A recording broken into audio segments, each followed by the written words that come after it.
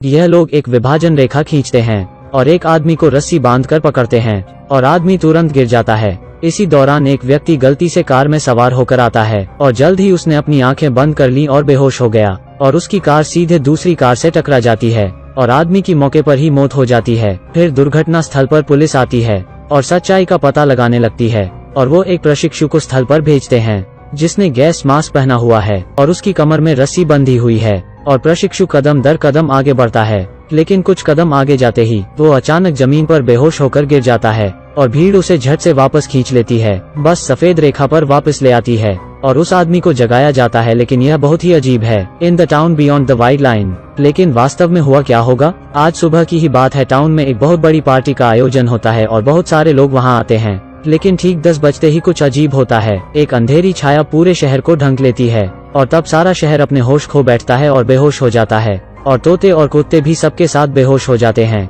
और पुलिस को किसी तरह के बायोकेमिकल हमले का शक होता है और एक विशेषज्ञ को जांच के लिए भेजा जाता था। लेकिन ऐसी विचित्र घटना के कारण महिला विशेषज्ञ भी लाचार है और कुछ समझ नहीं पाती और इस समय विशेषज्ञ एक अजीब दृश्य की खोजा करते हैं। जमीन पर गिरी मोटी गाय अचानक उठ खड़ी होती है और फिर सब लोग भी जाग जाते हैं और शरीर में भी कोई असामान्यता नहीं पाई जाती। इसके बाद पुलिस शहर की व्यापक तलाशी लेती है, लेकिन उन्हें कुछ खास नहीं मिलता और धीरे धीरे सबकी जिंदगी सामान्य हो जाती है और उन्हें लगा कि यह ऐसे ही खत्म हो गया है। लेकिन जल्द ही गांव के चिकित्सक सिलुन ने विशेषज्ञों को बताया कि कस्बे की सभी बड़ी लड़कियां बिना किसी कारण के गर्भवती हो गई हैं और गर्भाधान का समय सामूहिक बेहोशी का दिन था और उसका पति बहुत हैरान होता है और खुद को महसूस करता है और गुस्सा करता है। बेन 1 साल के लिए जापान की व्यावसायिक यात्रा पर हैं, लेकिन वहाँ वो बहुत खुश नहीं है और एक लड़की उसे खुश करने की पूरी कोशिश करती है और महिलाएं इस अज्ञात भ्रूण को लेकर बहुत चिंतित होती हैं और बोझ से भरी हैं और वो बच्चे का गर्भपात करने का फैसला करती है।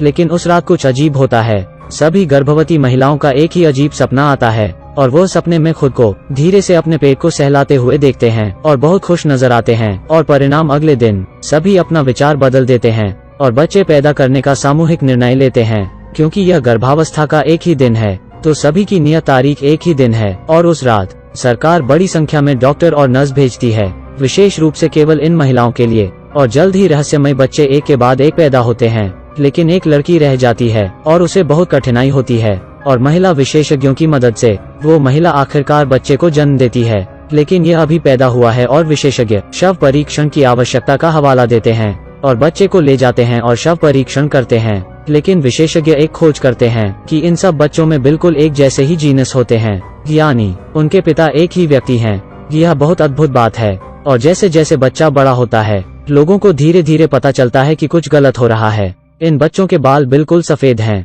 और यह बच्चे सुपर स्मार्ट हैं और वो 1 वर्ष की उम्र में अपना नाम स्वयं लिखते हैं, जबकि इस महिला का बच्चा गुस्से में आकर खाना नीचे फेंक देता है और माँ की फटकार के बाद बच्ची की आंखें गुस्से में अचानक हरी हो जाती हैं और एक पल में उसकी माँ के विचारों को उसके द्वारा नियंत्रित किया जाता है और महिला गर्म बर्तन में अपना हाथ डुबाने लगती है। लेकिन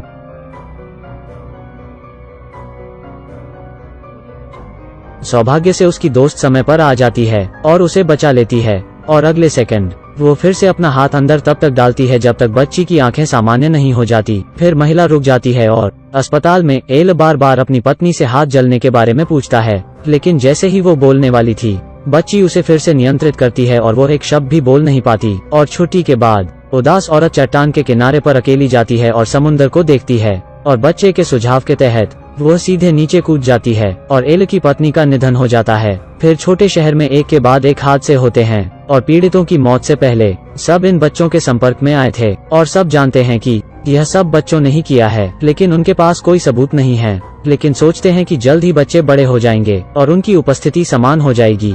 फिर सभी बच्चे एक साथ कहीं जाते हैं और एक लड़का एक लड़की के साथ जाता है। केवल अंतिम पंक्ति में बच्चे का कोई साथी नहीं है, इसलिए वो अकेले चलता है क्योंकि जिस लड़की को उसके साथ जाना था उसकी पैदा होते ही मौत हो गई थी। और स्कूल में आज आंखों की जांच की व्यवस्था की जाती है और स्कूल में डॉक्टर अपने विद्यार्थियों में कुछ असामान्यता देखते हैं। घबराहट में वो उसे गलत आई ड्रॉप देते हैं और छोटी लड़की तुरंत जोर जोर से चिल्लाने लगती है और दरवाजे के बाहर के साथी एक साथ सिर घुमाते हैं और यह बच्ची जांच के लिए अस्पताल के अंदर जाती है और उसकी आंखें तुरंत लाल हो जाती हैं। तभी स्कूल की महिला डॉक्टर बेकाबू होकर दवा उठाती है और अपनी आंखों में डालने लगती है। जैसे जैसे बच्चे बड़े होते जाते हैं वो और मजबूत होते जाते हैं। इस बच्चे में भविष्य की भविष्यवाणी करने और मन को पढ़ने की क्षमता भी है।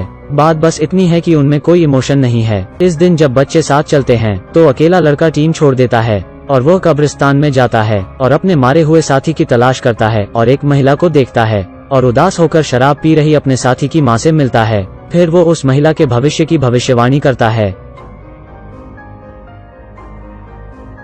लेकिन तभी एल वहाँ आता है और बच्चा उसके पास जाता है। वो यहाँ टहलने के लिए आया है और बच्चा चुपचाप एल का हाथ पकड़ लेता है और अपने प्रेमी को खोने का दर्द महसूस करता है। और इस घटना ने एल को आशा दी कि शायद यह बच्चे इलाज से ठीक हो सकते हैं, बस किसी को इन सब का मार्गदर्शन करना होगा। इसलिए उसने बच्चों को खुद पढ़ाने का फैसला किया और वो आज बच्चों की पहली क्लास लेता है। और फिर एक क्लीनर कक्षा में आता है और बच्चों को राक्षस कहकर उन्हें छेड़ता है और उन्हें झाड़ू से भड़काता है। यह निश्चित रूप से उसकी मृत्यु का कार्य है। और अचानक बच्चों की आंखें हरी चमकने लगती हैं और सफाईकर्मी को नियंत्रण किया जाता है और वह सीढ़ियों पर चढ़ने लगता है।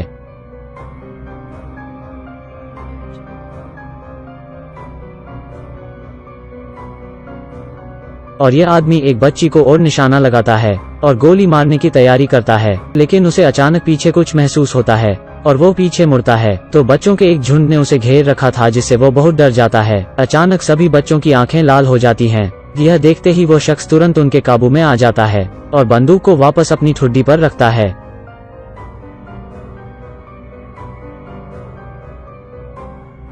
लेकिन इस बच्चों की पहचान क्या है?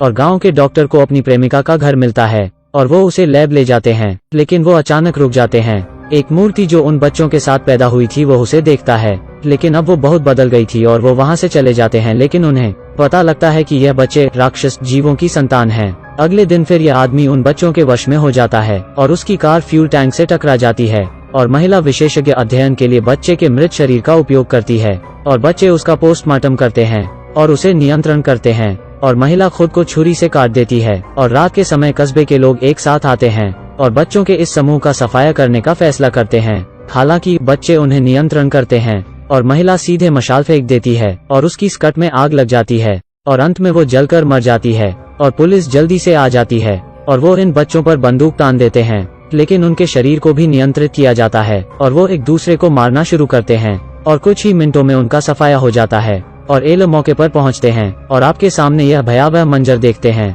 वो जानता था कि इन बच्चों को जल्द ही खत्म करना होगा, वरना वो अपनी महाशक्तियों से मानवता को जल्दी ही नष्ट कर देंगे। इसलिए वो टाइम बम लेकर कक्षा में जाता है और उनके साथ मरने की सोचता है, लेकिन उनका असामान्य व्यवहार देखकर बच्चों को उन पर शक हो जाता है और वो एक साथ खड़े हो जाते हैं और आदमी पर दिमागी हमले का प्रयोग करते हैं। लेकिन आदमी उनकी आंखों में नहीं देखता और बचने की कोशिश करता है, लेकिन इस आदमी की इच्छा शक्ति बहुत मजबूत है और बच्चे केवल एक दीवार देख सकते हैं। और इस समय बच्ची की माँ चुपचाप पीछे से आती है और बच्चे को पकड़ लेती है और सभी बच्चे उसे देखते हैं। नतीजतन यह पाया गया कि बच्चा देखता है कि उसकी माँ जल्द ही मरने वाली है। वो दौड़ता है और हमला करने वाली लड़की को नीचे धकेल देता है और अपनी माँ को बचा लेता है और अपनी माँ के साथ भाग जाता है। लेकिन बच्चों को उन दोनों की परवाह नहीं है और वो केवल एल के विचारों पर हमला जारी रखते हैं। जैसे जैसे बच्चे अधिक सक्रिय होते जाते हैं, एल अब इसे बर्दाश्त नहीं कर सकता और फायरवॉल टूटने लगती है और बच्चे अंत में देखते हैं कि एल के बॉक्स में टिक टिक टाइम बम है,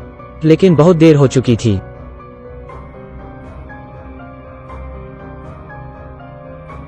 और इस तरह एल और वो एलियंस मारे जाते हैं और बच्चे की माँ उस बच्चे को उसे शहर से बाहर ले जाती है